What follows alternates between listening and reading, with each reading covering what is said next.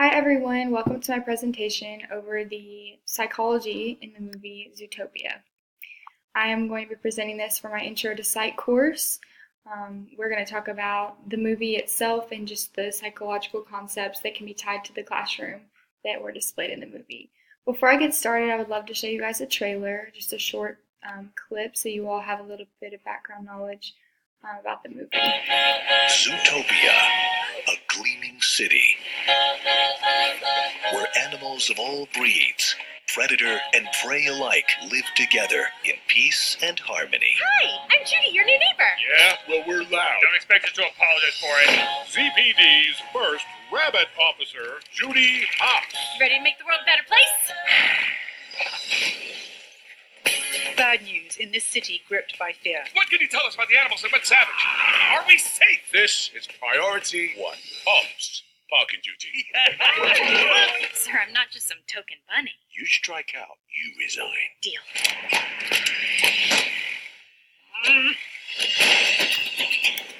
Well, I'm here to ask you some questions about a case. Then they should have gotten a real cop to solve it. You are under arrest. For what? Hurting your feelings? You are a key witness. No, he is.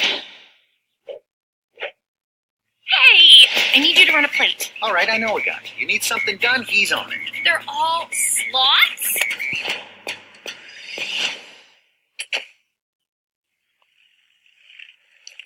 We are in a really big hurry. I am on It? break. I have 36 hours left. We can only solve it together.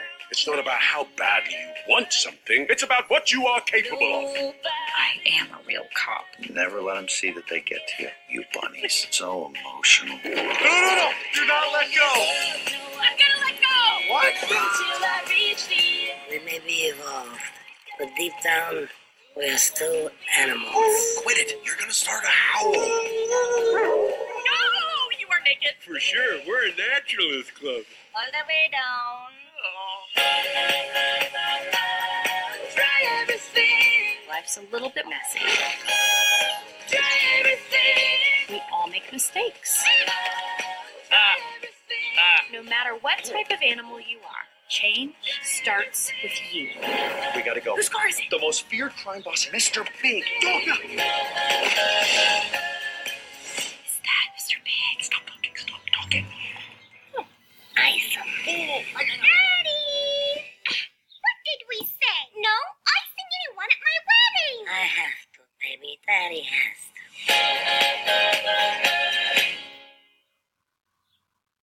So that's a little bit of the movie. As you can see, just your typical heartwarming Disney movie. Very cute.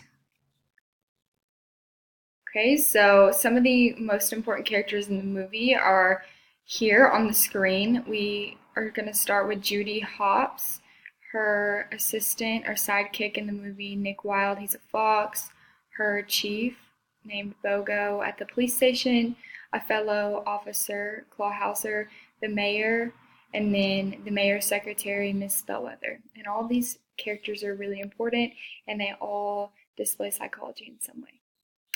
So as I was watching the film, I tried to think of the sublevel I thought that related most to the film, and to me that was the social psychology aspect of it.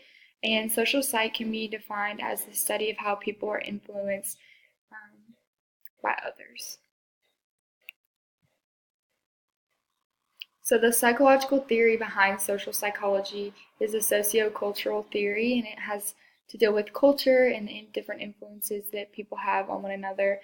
And it basically states that culture has a powerful influence on people, and their behavior is dictated by society and those that are around them. And some examples that you can see of someone's culture affecting them is their customs and what they value, their traditions, etc., what they believe in.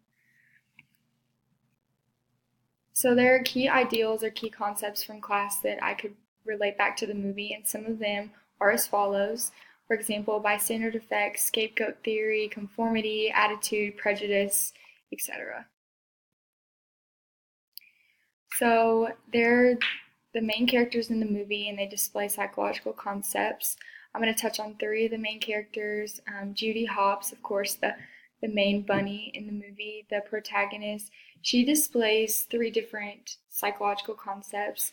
One being the scapegoat theory, and the scapegoat theory is when a prejudice offers an outlet of blaming for others, and Judy blames the predators in the movie and their primitive ways as an explanation for their actions.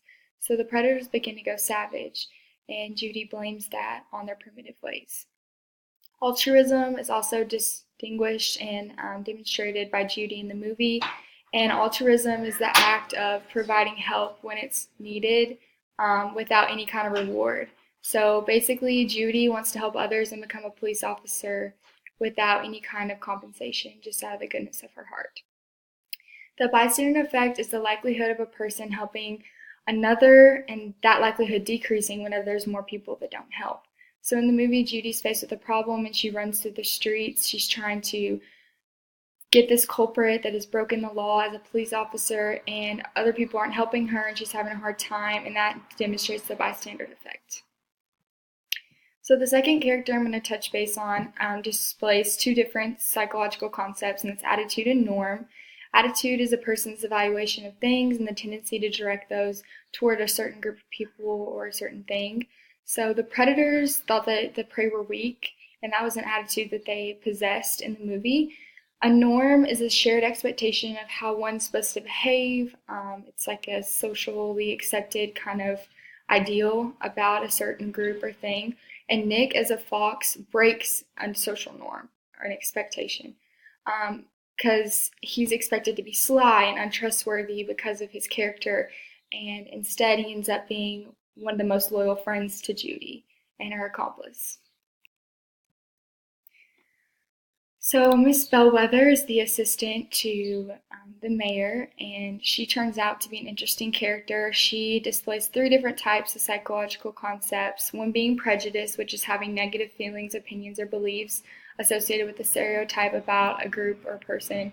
And basically she had a prejudice against predators because she knew that they were capable of hurting her or other prey like herself. She also demonstrated the self-fulfilling prophecy, and that's basically when a person has a preconceived notion about a group or party, and that party goes ahead and confirms that person's belief. So she believed that the predators were bad from the beginning, and once they started turning savage, that just confirmed her belief, and that was a self-fulfilling prophecy. So the stereotype concept, she definitely had a stereotype against the predators, but she herself also kind of broke a stereotype, or fit into a stereotype, my bad. Miss Bellwether, she was just your typical, stereotypical kind of secretary to the main predator, and she was a prey, so she fit in with that kind of gender roles and that sort of thing in society. So there were other characters that also demonstrated some concepts, other side characters that weren't as important. For example, the prey had a fundamental attribution error, which basically is when someone's behavior is over emphasized and blamed on personal traits instead of situational factors. So the prey in the movie believed that the predators were going savage merely based off their biology, and they were underestimating the factors in the environment. And then, of course, conformity. Judy's parents display that whenever they want her to stay at the rabbit farm and farm carrots instead of being a police officer, breaking that stereotype, and going and having a job in the city, Zootopia. So just my opinion, kind of a summary about the movie as a whole. The psychology depicted in the movie I thought was pretty accurate and comparable to real life because social psych is so applicable. We're always around other people and we're always influenced by those people in our life.